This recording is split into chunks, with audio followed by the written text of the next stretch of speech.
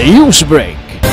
Samtang basic sign language training gipalapad sa kabaranggayan sa Osamis. Padayong gipaabot sa Sinso Osamis Administration ang mga mahinungdanong programa o serbisyo labi na sa mga sektor gadakinahanglan og espesyal nga pagtagad. Sa ulahing regular session sa Konseho sa Dakbayan sa Osamis, may paabot sa iyang pagdayeg og pagpasalamat si Committee on Senior Citizen and Persons with Disability Chairman Honorable Sanso Sani S. Waminal Jr. sa inisyatiba ni Mayor Sam Norman Go Puentes o sa City Social Welfare and Development Office sa pagpasiugda sa Basic Sign Language Training. Target sa maong programa ang mga individual nga adunay kabilinggan sa pagdungog, din ang mga PWD President sa matag barangay mao'y gibansay sa Basic Sign Language aron sila na ang mopaambit sa ilang nahibalaan ngadto sa ilang ginsakupan.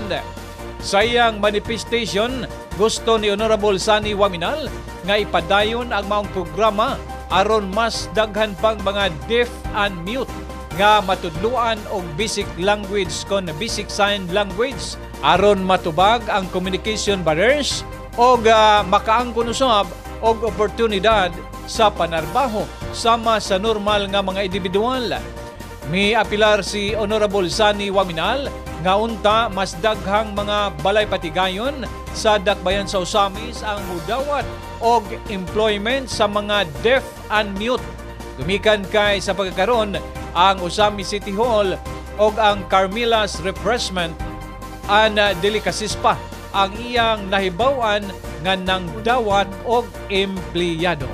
Osamis City has 3,397 registered persons with disabilities. 3,397 registered persons with disabilities as per record in CSWD. A portion of this number includes our deaf and hard of hearing constituents who continue to face limitations in employment and access to services. During the training, the resource speaker emphasized an important concern. Only two institutions in our city, the LGU and Carmilas, currently accept deaf workers. In the course of the event, I expressed my support for initiatives that build skills, expand opportunities, and strengthen representation for our PWD community. Equipping our barangay PWD presidents with basic sign language is part of ensuring that they can better coordinate with their members and participate effectively in local governance. Thank you, Madam Chair. One TV Newsbreak.